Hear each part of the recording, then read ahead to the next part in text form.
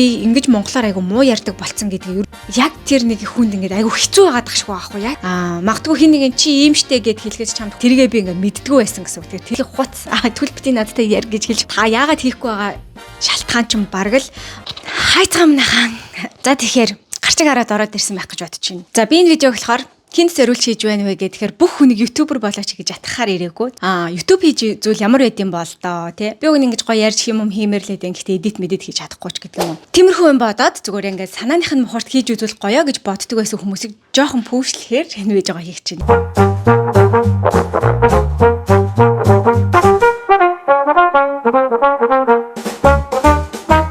Тэгээ silver button тач юм уу те бүр амар олон 100,000 дагагчтай хүмүүс ингээд та нарт энийг хэлэх юм бол нэг тийм хол санагдаж магадгүй. Тэгэхээр 20k дагагчтай хүний өндөрлөхөөс хэлэх юм бол илүү тийм ойрхон тусаад боломжтой юм шиг санагдаж магадгүй. Тэгээ амархан юм шиг санагдаж магадгүй гэж бодоод энэ видеог хийж байна. Тэгэхээр энэ видеогоо ярихын тулд би өөрөө YouTube хийгээд яг юунаас эндээс юу олж авч байна вэ? Би яг ямар их мөнгө олж байгаа талаараа та нарт энд ингээд ярих гэж байна л да. Хамгийн эхлээд бол та нар бол мэдж байгаа байх Монгол YouTube чинь ингээд monetize хийх тэгээ одоо мөнгө олохын хувьд бол монголчууд бидний хувьд бол хамгийн ашиггүй зүгээр зүйл байдаг учраас магадгүй бид нэр тим олноороо хийдэггүй байх. Тэгээ зөндөө олон контент креаторууд бол байгаа л та.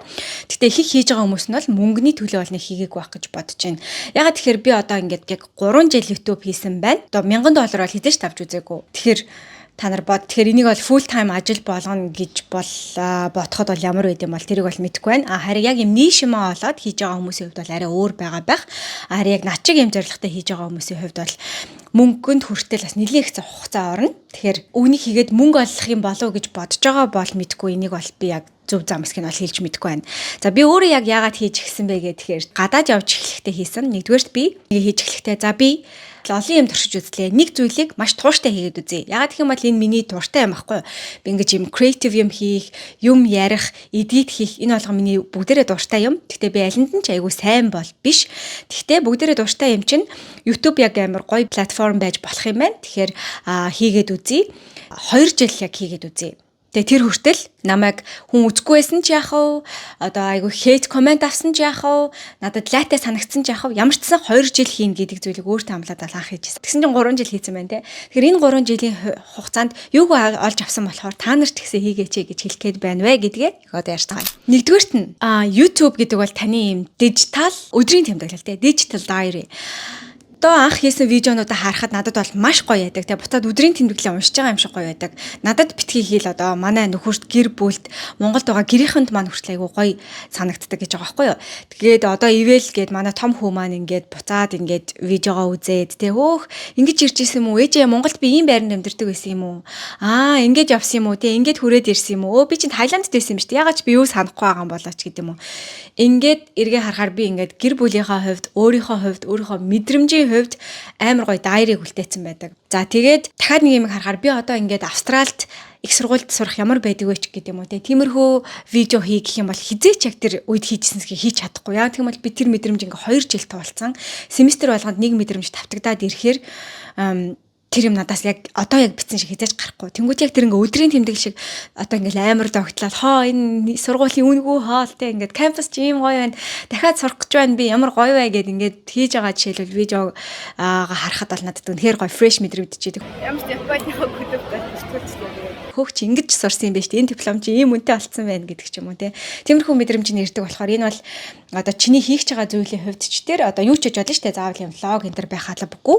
Өөрийнхөө амьдралын маягийг харуулж болно. Өөрийнхөө хоббиг харуулж болно. Чиний сонгох топик ч юм бол юу ч хийж болно. Магадгүй чи тэр хоббигоо хайцсан ч хийж болно. Эргээд харахад ингээд буцаад ямар нэгэн байдлаар чамтай л холбоотой дурсамж байхгүй юу. Тэгэхээр тэр утгаараа бол энэ маш гоё тийм урт хугацааны тийм дайрыг үүсгэж байна гэдэг маань хамгийн ихний point. За хоёрдугаарт одоо би жишээлбэл Японд байх хугацаанд манай амьдарч байсан хотод 20 орчим монголчууд амьдардаг байсан.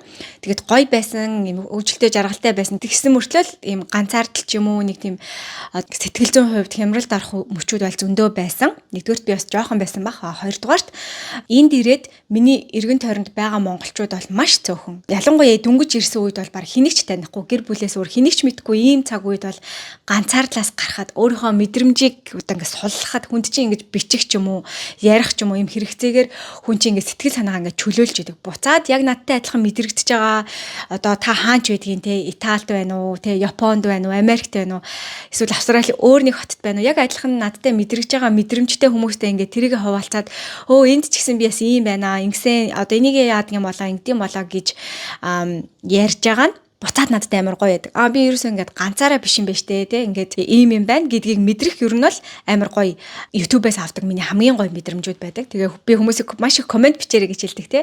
Би яагаад гэвэл би нөгөө мөнгө олохгүй штэ. Угаасаа мөнгө олохгүй би мөнгөний төлөө хийж байгаа бол мөнгө нь өсөхгүй ч юм эсвэл амар тийм viral content хийж чадахгүй бол айгу сэтгэл онцгүй байна тий. Тэгтэл одоо тэр community-тэй холбогдож байгаа нь YouTube-ээс авч чаддаг юм байдаг байхгүй. Тэгэхээр чи энэ удаа энэ хугацаанд би төрлөө маш олон тийм юм одоо сэтгэл зүйнч болон санхүү маш олон зүйлийн ачааллуудыг аваад хэцүү юм те иймэрхүү үеуд дунд миний YouTube community намаа ингээд амар аварч гарсан учраас тэд нартай олон бүр маш их баярлаа гэдгийг бол хэлмээр байна. Тэгэхээр одоо анханаас нь ч тэр дундаас нь үздэг болоод ингээд миний тухай мэддэг болоод анхаа гэд ингээд бичдэг бүх хүмүүстэй бол маш их баярлалаа. Тэгэхээр чи бас тэр өөрийн тэр community-гаа үүсгэх боломжтой гэдгийг бол хоёр дахь баянтаараа хэлмээр байна. За гуравдугаарт нь яг жоохон төстэй заяа. Тэгтээ жоох өөр. Өөрийнхөө хүрээллийг олох, өөрийнхөө community-г олох. Би бол өөрийнхөө хийж байгаа зүйлийг ямар төрлийн контент гэж боддог вэ гэхээр одоо edutainment гэж байдаг шүү дээ, тий. Одоо би өөрийнхөө юм educational гэж хэлэхгүй л дээ. Зүгээр миний ингээд туулаад гарсан юмнаас хүн ямар нэг юм ойлгоод ч юм уу эсвэл нөгөө туршлагаа хуваалцаж байгаа хэлбэр байхгүй юу.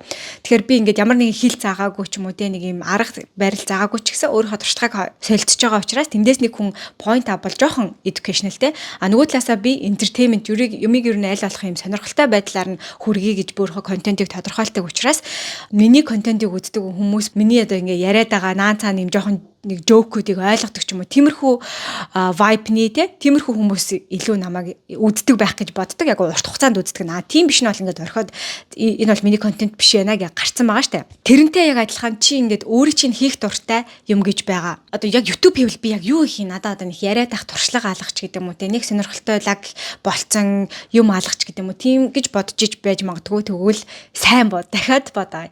Хүн болгонд яг хийх тийм хийж чаддаг юм бол байдаг баг. Хүн болгонд ярих түүх байгаа. Чи магадгүй өсвөр насны хүүхэд ч байж болно, юу ч байж болно. Гэхдээ хийж чаддаг бөгөөд чамд ярих түүх гэдэг бол угаасаа байгаа. Байхгүй байлаа гэж бодоход чамд магадгүй хобби эсвэл хийж үсхийг хүссэн юм гэж байгаа. Одоо ингээд crime ярьж байгаа хүмүүс байна те. Тэр ингээд сонирхоо судлаад ингээд зүгээр хараад явахын оронд өөрөө судлаад ярил илүү сонирхолтой юм байна гэж бодож байгаа чинь заавал чи туршлагатай байх албагүй тэр талаар ярьж болж байна. Чи ингээд янз бүрийн гой цэцэг тарьдаг бол те. Тим контент юусоо байхгүй шүү дээ. Амар гой цэцэг тарьдаг. Ингэдэг байхгүй, тэгдэг байхгүй. Энэ цэцэг чи ийм байгаа. Энэ хараа эндээсээ нар тусцсан болохоор энэ ийм хөрсөн дутуугаа болохоор ч гэдэг юм уу те. Тэнгүү чин тэрийг сонирхож үзэх бол хүн байгаа. Чи сонирхож ийн гэдэг чинь чамтай адилхан сонирхол хоббитэй хүмүүс заавал байгаа. Тэр нь юу ч яж болно те. Гитар, хэл, мэл те гэдэг шиг тиймэрхүү зүйлүүд бол маш их байгаа. Тэр өөрийнхөө ниш community-г болоод тэрийгээ бол хийгээд явж бас болох байхгүй. Тэгэхээр ингээд өөрөө өөртөөгөө адилхан хүмүүс сийг олоход YouTube бол бас маш гоё платформ. Тэгэхээр өөрийнхөө тийм одоо бизнес ч байт юм уу те. Тэрэн дээр ингээд өөртөөгөө ижил сонирхолтой ижил одоо юм дэлгөөнд байгаа хүмүүсээ олохын тулд бол YouTube бол маш гоё community гэж боддог. Би бас тийм өөрийнхөө community-г амар гоё бүтээгээд явж байгаа гэж боддог учраас тэрэндээ бас маш их happy байдаг. Дараагийнх нь болохоор чи контент хийснээрээ өөрийгөө ингээд гаднаас нь харах боломжтой. Яагаад гэх юм бол би өөрийгөө гаднаас нь харддаг. Тодорхой хэмжээнд би бол ингээд өөрийгөө бэлдээд ингээд ярьж байгаа штэ. Тэгээд би ийм биш байгаа, тийм биш байгаа гэж бодсон юм эдитэлж явах та. Би бүр ингээд амар их хэмиг өөрийнхөө талаар мэдэж авдаг. Нэгдүгээрт бол сайнаар заяа. Одоо юу гэдэг чи надад ингээд би өөрөөсөө талаар ерөөсөө боддгоо юмнууд хүмүүс аягүй хэлдэг. Чи айгүй гой цэгттэй ярьдаг штэ гэдэг байхгүй. За тэрийг бол би яхаа сайн мэдгүй байна. Чи айгүй одоо хөөрхөн инээдэг штэ гэдэг юм уу. Хатлаа тийм комент авлаа яа. Чи айгүй гоё арьстай штэ. Анхаа чиний ингээд байгаа юм чи хөөрхөштэй битэн ингээрэж гэдэг юм уу те. Ингээд өөрийнхөө чи талаар мэддгүү байсан, өөрөөсөө үнэлдэггүй байсан юмнуудыг чи хүмүүс олж хараад чамд гоё үг хэлдэг байхгүй. Тэгэхээр ингээд өөрийнхөө нээж илрүүлээгүй байсан сайн талуудаа олж авдаг. За хоёрдугаарт яг эсрэгээрээ заяа. Чи өөрийнхөө дутагдaltaй талуудаа олж хардаг. Магадгүй хин нэгэн чи ийм штэ гэд хэлэхэд чамд хүн тусч магадгүй гэсэн чи ингээд өөрийнхөө тэрийг олж харах юм бол чамд айгүй тийм одоо засах боломж олддог ч юм уу. Одоо би ингээд контент хийснээрээ өөрийнхөө нэлээд олон сул талуудыг олж авсан. Жишээлх юм бол би айгүй сул үг хэрэгэлдэг гэдгээ олж авсан. Тэгээд амар одоо ингээд тэгээд өгүүлбэр болгоны хараад шиг тэгээд гэж дуусгачдаг. Бид ерөөсөө яриагаа таслах гингүү тэгээд гэж дуусчдаг. Тэр тэгээдийг таслах бүр амар тийм ино юм байдаг байхгүй юу. Тэгээд гинэ тэр харж байна. Тэгээд гэж. Мэдгүй ерөөсөө ярианы өмнө байнга тэгээд гэж орж ирдэг. Би ингээд видеогоо эдэглэхдээ маш олон тэгээдийг хасдаг. Тэгээ би одоо бодож байгаа нь тэр олон тэгээдүүдээ аль болох ярихгүйгээр цэвэрхэн ярьж сурах гэж бодож байгаа. Би ч ингээд тэр гой цэвэрхэн болгоод та нарт ингээд сонсоход чихэнд чинь тэргүй болгоод эдитлээд байгаа байхгүй юу. Тэгэж ярихгүйгээр шууд гарахад бэлэн тийм гоё ярьдаг болох юмсан гэдэг нэг зорилго байна. За хоёрдугаарт сүүлд би ингээ Монголд контент хийлээ. Тэгээд харсан чинь нэрээ би хүний яриаг айгүйх тасалдаг юм байна. Югмэр чи Монгол хүмүүс хүний яриа тослоход маш их тэгж дургуутч хүлээж авд юм байна. Тэгэхээр яхаа одоо контент хийж байгаа хүний хувьд магадгүй видео хийхгүй байхад ч гэсэн би ингээ хоёр хүнтэй ярьж хахад айгүйх тасалж орж ирдэг байх л та. Тэргээ би ингээ мэддгүү байсан гэсэн үг. Тэгэхээр тэрийг олж нээж илрүүлж ийна гэсэн үг байхгүй юу? Өөр дээрэс нь ингээ хүнтэй ярьж байгаагаа харахаар би ингээд өөрийнхөө харцыг харахаар тэр хүний сонсохгүй байгаа байхгүй юу? Дотор нь ингээд амар их бодол эргэлдээд шал өөр юм бодоод байгаа, дараагийнхаа асуух юмаа бодоод байгаа мó, хариултаа бодоод байгаа мó. Тиймэрхүү моментод их байд юм байна. Тэгэхээр би илүү сайн сонсогч байх хэрэгтэй юм байна ч гэдэг юм уу. Эсвэл би нөхөртөөгөө ярихдаа заримдаа ингэдэг юм байна. Найзтайгаа ярихдаа ийм алдаа гаргадаг юм байна. Эсвэл би айгүй дажгүй хүн юм байна штэ гэдэг юм уу те. Тэр мөрийг ингээд хараад өөрөө тэр дүгнэлт хийж чаддаг учраас өөрийнхөө алдааг олж харахад те. Жирийн үед хин нэгэн чамд чи ингээ хүний яри амар их таслах юм аа бол битгий хуц. Тэгвэл бити надтай яр гэж хэлж магадгүй ч гэсэн. Яг өөрөөгөө тэрийг ухамсарлаад хийн гэдэг чинь айгүй эерэг тийм өөрчлөлт байгаа байхгүй юу те. Би тэгээд I'm trying хүмүүс надад яриа талчин гэж хэлэхэд амар annoying санагддаг. Гэхдээ би амар хичээж байгаа. Тавтай морол үрэмээ дурсан бүтээх ном. Би бол ингээ хүн шүүмжлүүлэхэд бас жоохон хүнд тусдаг төрлийн хүн. Гэхдээ өөрөө тэрийг илрүүлж байгаа учраас тэрэн дээр айгуу дайггүй ажиллах боломжийг надад YouTube бас олгодог гэж би бодд юм аа. Тэгэхээр та бас өөрийгөө гаднаас харах боломжийг YouTube-аар дамжуулж олж аваарай гэж хэлье. Дараагийнх нь зүйл бол YouTube хийснээрээ зөвхөн одоо ингээл саяны хэлсэн шиг юмнуудыг олж авахаас гадна юм бодит hard болон soft skill-үүдийг олж авах боломжтой. За soft skill-ээс ярих юм бол communication skillтэй юм. Харилцааны ур чадвар чинь бас сайжрана. Би одоо өөрийгөө харилцааны айгу сайн ур чадвартай гэж боддог байсан чинь ингээл хүний яриа тасалдаг ч юм уу, дундуур нордог ч юм уу, иймэрхүү бас алдаа гаргадаг гэдгийг мэдэж авч байгаатай адилхан. Угаасаа хүнтэй харилцахад айгу хэцүү байдаг бол ч юм уу те. Магадгүй те би угаасаа ингээд ярих дургу, амар ингэх дургу те айгу хэцүү байдаг гэж бодож байгаа юм байж магадгүй. Гэхдээ энэ айгу тийм цухтахад айгу хэцүү чадвар байхгүй чи амьдрал ингээд явах тусам чи заавал нэг хүний өмнө ярих хэрэг гарна. Хүний өмнө айлахад хүүхдийнхээ өмнө ярих хэрэг гарна. Нэг хүнд баярлаа гэд хэлэх хэрэг гарна те. Эсвэл төрсөн өдрөөр нь одоо юу гэдэг чинь гараад нэг үг хэлэх хэрэгцээ гарна. Тэгэхээр энэ болгонд чинь айгу хэцүү байдаг бол магадгүй энэ ингээд дадлах хийж болох талбар чинь байж болно. Эхний хэдэн видео чинь чамд айгүй хэцүү санагдана. Тэр болгондоо чи ингээд өөрийнхөө ярих юмнуудыг А Б-г бичээд хийгээд хахад 3 дахь дөрөвдгөөс ингээд ярианы чадвар ч угаасаа сайжраад ирэх байхгүй юу. Би ингэж монголоор айгу муу ярьдаг болцсон гэдгийг ерөөсөө мэдээгүй байсан. Айгу их гацдаг, боддог, ээрдэг. Дээрээс нь бас айгу хурдан ярьдаг.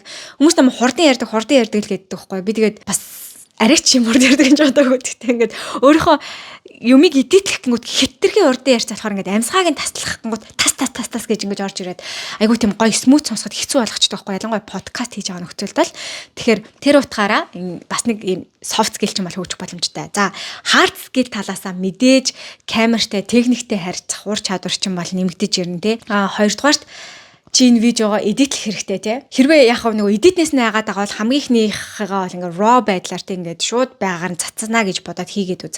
Гэтэ яг үндэ хамгийн ихний видео хийгээд чи бол амар их алдаа гаргана гэдэгт бол би бол 90% итгэлтэй. Тэгэхээр яг тодорхой хэмжээнд бүр супер эдит биш ч гэсэн нэг юм яриануудад таслах хэмжээний монтаж бол хэрэгтэй гэж бодож байна. Тэгэхээр тэр хэмжээний ингээд эдитийг хийгээ сурчин, тэр хэмжээний програм дээр ажиллаа сурчин гэдэг чинь хүртэл хөөхөн тийм цаашдаа олон зүйлээр ашиглагдах hard skill гэхгүй.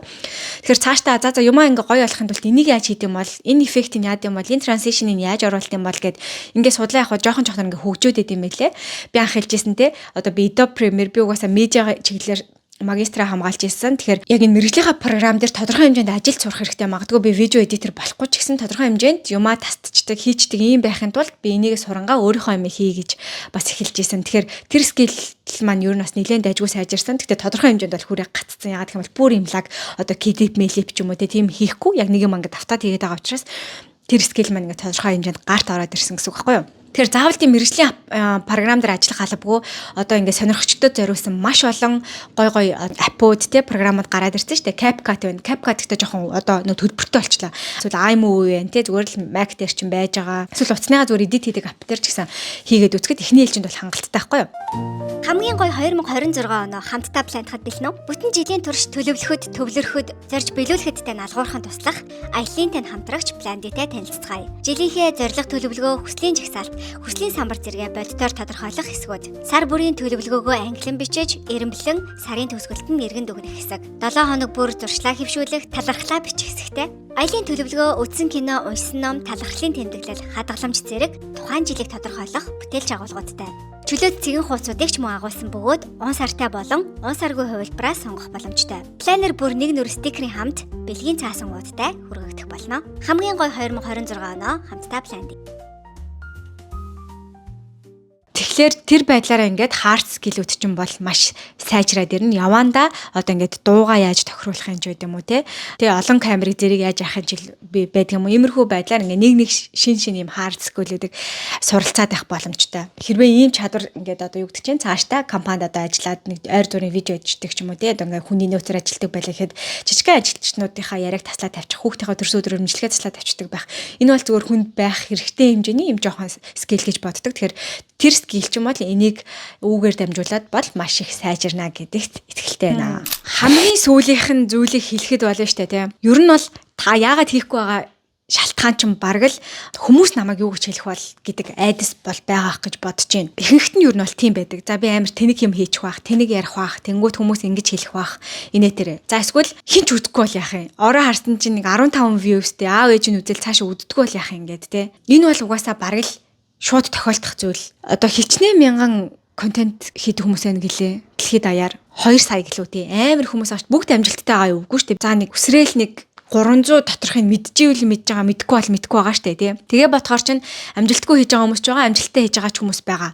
А гэхдээ амжилтгүй байна гэдгээ ер нь анханаас нь expect хийгээд эхэлчих юм бол тэр чинь айдас байхаа болж байгаа байхгүй юу тий. Угаасаа чи тэрийг мэдчихсэн учраас гэсэн үг.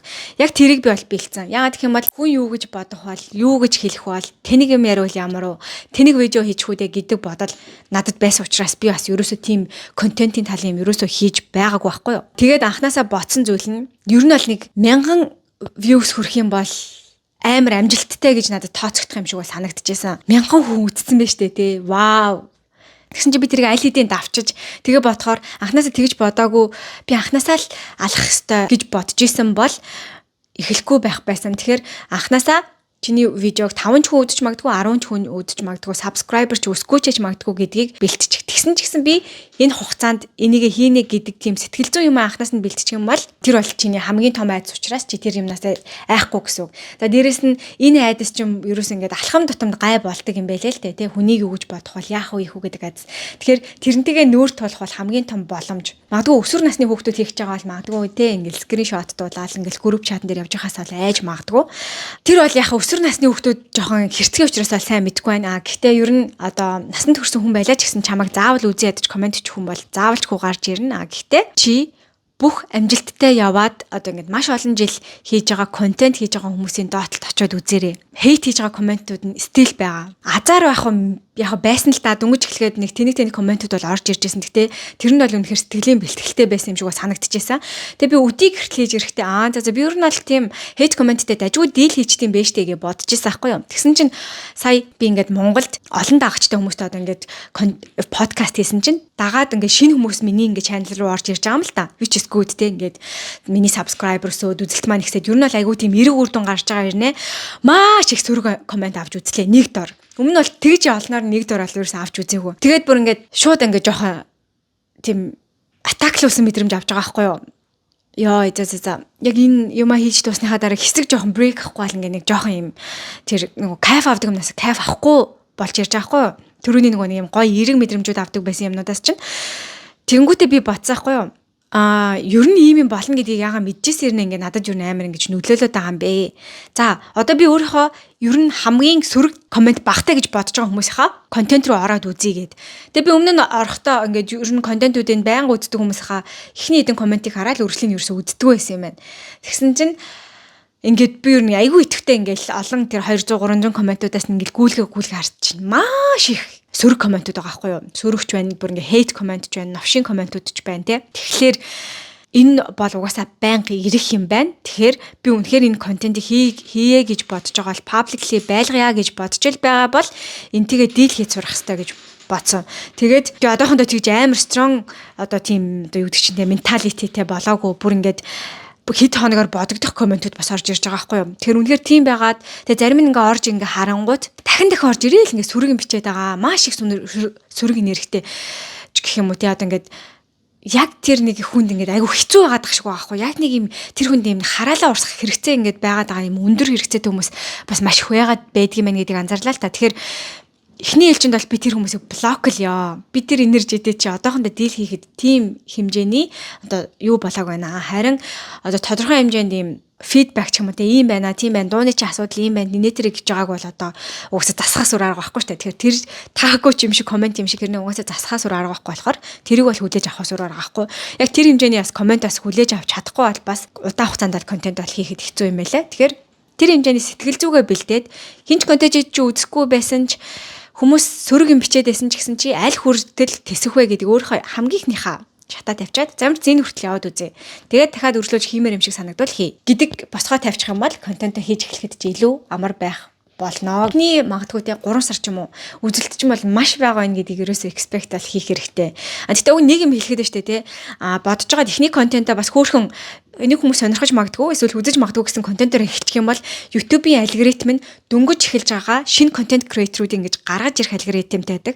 Бидний news feed дээр ч гэсэн ингээд нэг юм 20 30 дагагчтай ч юм уу 100 дагагчтай иймэрхүү хүмүүсийн видео гарч ирээд байдаг шүү дээ тий. Тэрийг ингэж дэмжиж хүмүүсийн feed дээр гаргаж ирэх тийм тохиргоотой байдаг учраас яг ихнийхээ видео энэ төр дээр ач холбогдох юм бол магадгүй анхнаасаа бас амжилттай авах гарт гүрэн байж магадгүй. Гэхдээ заавал тэгж бодох юм бол хизээж эхлэхгүй байж магадгүй учраас тэрнээс айж байгаа бол зүгээр л шууд эхэлчих. Нөгөө оргил гэдэг нэг контент хийдэг залуу байдаг шүү дээ. Тэрний ингээд ярьж байгаа юу юм юмыг харж байгаа юм поинтууд надаас заримдаа айгуу гоё тусалдаг байхгүй юу. Тэрнээс надад авч үлдсэн нэг поинт нь юу вэ гэхээр альва юмны үргэлтийн хүчийг ихсгэх юм бол тэр юмд зарцуулж байгаа юм хүч ихсэх тусам тэр юм хийхгүй байх магадaltaй тий. Тэгэл сурах тал дээр ярьж байгаа байхгүй юу. Чи заавал номын санд очиод гоё орчин бүрдүүлээд гоё кофе тавиад ингээд тэгэх юм бол гоё сурна гэж бодчих юм бол чи хизээч эхлэхгүй тий. Тэрний оронд зөөр энэ ширээнийхээ болон зуучхта 2 үг цээжлээ. Номын санд очиж 20 үг цээжлэн гэж бодсон бол ширээнийхээ болон 2 үг цээжилчих юм бол чи цээжлэн. Харин 10 хоногийн дараа харахад чи номын сан руу нэг л удаа явсан байж магадгүй бол гэртээ суугаад цээжлэхэд бол чи өдөр болго хийсэн байх боломжтой. Тэгэхээр тэр юм надад айгүй үлдсэн байхгүй. Тэгэхээр контент хийж эхлэж байгаа хүмүүс яг гоё амар гоё камер аваад амар гоё мик аваад подкастын том юм юу цуглуулаад те нөгөө нэг микрофоноо цуглуулаад гоё үнэтэй гэрэл аваад тэнгуүтэ хийж эхлэе гэж бодох юм бол хизээч эхлэхгүй. Тэгээд чи тэрнээсээ бүр амар залхана. Би одоо уг нь бол ингээд юм хэрэглүүд бол ингээд цуглуулж байгаа л та. Гэтэ ингээд надад контент хийхэд өсрөөл өдөрт 2 цаг л алддаг байхгүй. Тэнгуүт тэрийг дор хаяж сетап хийхэд бараг 40 50 ер нь бол нэг бараг цаг зарцуулах гаддаг. Ингээд микс хийгээ тест хийгээл болж ийн үгүй юм уу үзгээд тэнгуүт дүнгэж эхэлж байгаа хүнд бол тэр бол хитрхи түм очихгүй юу. Тэгэхээр яваанда тэр ингээд контент чанаржуулахад бол сайжруулахад хэрэгтэй болж магадгүй ч гэсэн дүнгэж эхлэж байгаа хүнд бол бүр хитрхи олон юм зэрэг сурах болчихж байгаа болохоор тэрнээс шууд ингээд залхах гэсэн үг. Тэгэхээр зүгээр камер энтер авахгүйгээр шууд уцаа нээгээл утасныхаа микрофоноор зөв чимээгүй газар суугаад хийхэд хангалттай дайггүй контент гаргаад ирэх бүрэн боломжтой байна. Энэ бол миний хамгийн сүүлийн ер нь бол point байлаа. Тэгэхээр хүмүүсийн хейт комент болон хүн юу гэж бодох вэ гэдэг бодол бидрийг үргэлж ямар нэгэн зүйлийг хийхээс байн хойш татчихийдэг.